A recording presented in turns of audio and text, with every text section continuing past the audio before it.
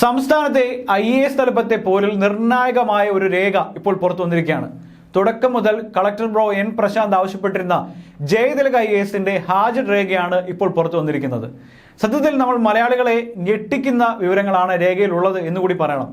2 വർഷത്തെ അറ്റൻഡൻസ് രേഖകളിൽ additional chief secretary കൂടിയായിരിക്കുന്ന ജയതിലക IAS ജോലിക്ക് ഹാജരായത് 190 ദിവസങ്ങളിൽ മാത്രമാണ്.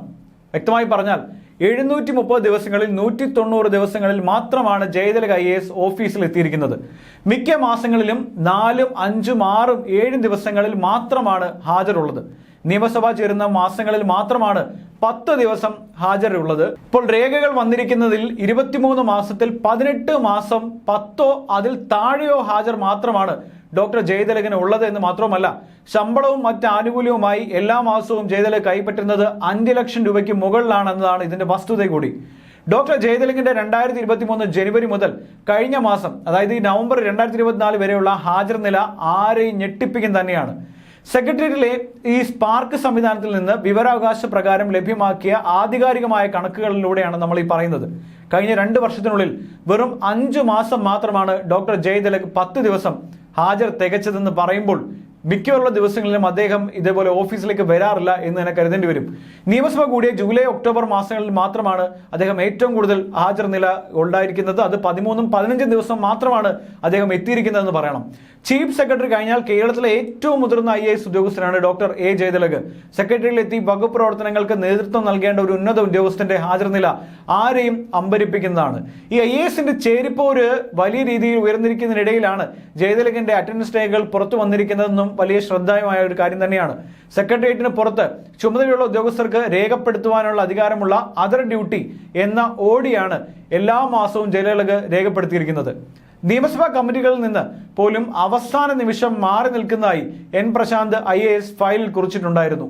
ധനകാര്യ വകുപ്പിന്റെ സെക്രട്ടറി കൂടിയായ ജയതിലക് കഴിഞ്ഞ 2 വർഷത്തിനിടെ 8 മാസം മാത്രമാണ് ജയതിലക് 10 ദിവസം ഹാജർ തികച്ചത്. 2023 ജനുവരിയിൽ 6 ദിവസമാണ് ഹാജരായത്. ഫെബ്രുവരിയിൽ 10, മാർച്ചിൽ 5, ഏപ്രിൽ 5, മെയിലും ജൂണിലും 6 ദിവസം വീതം. 2023 10 ദിവസം ഹാജർ തികച്ചത് 2 മാസം മാത്രമാണ്.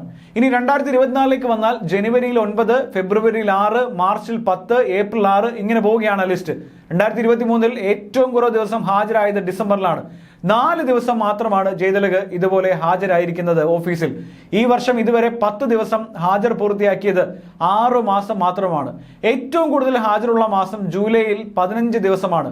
സെക്രട്ടേറിയറ്റിലെ സ്പാർക്ക് സംവിധാനത്തിൽ നിന്ന് വിവരാവകാശ പ്രകാരം ലഭിച്ച രേഖയിലാണ് ഈ അമ്പരപ്പിക്കുന്ന കണക്കുകളുള്ളത്. അതർ ഡ്യൂട്ടി എന്ന പേരിലാണ് ജോലിക്ക് ഹാജരാകാത്ത ദിവസങ്ങളിൽ രേഖപ്പെടുത്തിയിരിക്കുന്നത്. സെക്രട്ടേറിയറ്റിലെ ചുമതലകൾക്ക് പുറമെ മറ്റെന്തെങ്കിലും ചുമതലയുള്ളവർക്ക് മാത്രമാണ് ഈ അതർ ഡ്യൂട്ടി രേഖപ്പെടുത്താൻ അവകാശമുള്ളൂ എന്നാണ് ലഭിക്കുന്ന വിവരം. സെക്രട്ടേറിയറ്റിന് പുറത്ത് അധിക ചുമതലകൾ ഒന്നുമില്ലാത്ത ജയതിലക് അതർ ഡ്യൂട്ടി രേഖപ്പെടുത്തിയിരിക്കുന്നത് അനധികൃതമായിട്ടാണെന്നാണ് വിവരം. ഇദ്ദേഹം നിയമസഭാ കമ്മിറ്റികളിൽ പോലും കൃത്യമായി പങ്കെടുക്കുന്നില്ലെന്നും ആക്ഷേപമുണ്ട്. ചുരുക്കത്തിൽ ജോലിക്ക് ഹാജരാകാതെ അനധികൃതമായി അതർ ഡ്യൂട്ടി കാണിച്ച് ജയതിലക് മാസം സർക്കാരിൽ നിന്ന് ശമ്പളത്തിൽ കൈപ്പറ്റുന്നത് 5 ലക്ഷത്തോളം രൂപയാണ്. സെക്രട്ടേറിയറ്റിലെ ചുമതലകൾ കൂടാതെ മറ്റേതെങ്കിലും അധിക ചുമതലയ്ക്ക് ഉള്ളവർക്ക് മുഴുവൻ സമയവും സെക്രട്ടറിയിൽ ഉണ്ടാകാൻ സാധിക്കില്ല. അവർക്കാണ് അതർ ഡ്യൂട്ടി രേഖപ്പെടുത്താൻ സംവിധാനമുണ്ട്. എന്നാൽ അധിക ചുമതലകൾ ഒന്നുമില്ലാതെ ഇദ്ദേഹം സെക്രട്ടേറിയറ്റിൽ ജോലിക്ക് ഹാജരാകാതെ ശമ്പളം കൈപ്പറ്റാൻ വ്യാജമായി അതർ ഡ്യൂട്ടി രേഖപ്പെടുത്തിയതായാണ് ഈ രേഖകൾ പറയുന്നത്. ഈ കാലയളവിൽ ഡോക്ടർ ജയതിലകിന് സെക്രട്ടേറിയറ്റിന്റെ പുറത്ത് മറ്റു ചുമതലകൾ ഒന്നും തന്നെ ഉണ്ടായിരുന്നില്ല എന്നത് സർക്കാരിന്റെ ഔദ്യോഗിക ഫയലിൽ നിന്ന് തന്നെ വ്യക്തമാണ്. അത് മാത്രമല്ല, ഡോക്ടർ ജയതിലക് ഫയലുകൾ പരിശോധിക്കാറില്ലെന്നും മിക്ക ദിവസങ്ങളിൽ ഓഫീസിൽ ഉണ്ടാവാറില്ലെന്നുമുള്ള പരക്കെ ആക്ഷേപമുള്ളതാണ്. മൂന്നാർ, വയനാട്, എറണാകുളം ഭാഗത്താണ് കൂടുതൽ സമയവും യാത്ര ചെയ്തിരിക്കുന്നതെന്നാണ് സെക്രട്ടേറിയറ്റ് വൃത്തങ്ങൾ പറയുകയും ചെയ്യുന്നത്. ജയതിലകിന്റെ ഔദ്യോഗിക യാത്ര സംബന്ധിച്ച ചോദ്യങ്ങൾക്ക് വിവരാവകാശ പ്രകാരം മറുപടി ഇതുവരെ ലഭിച്ചിട്ടില്ല എന്നുള്ളതാണ് മറ്റൊരു വസ്തുത.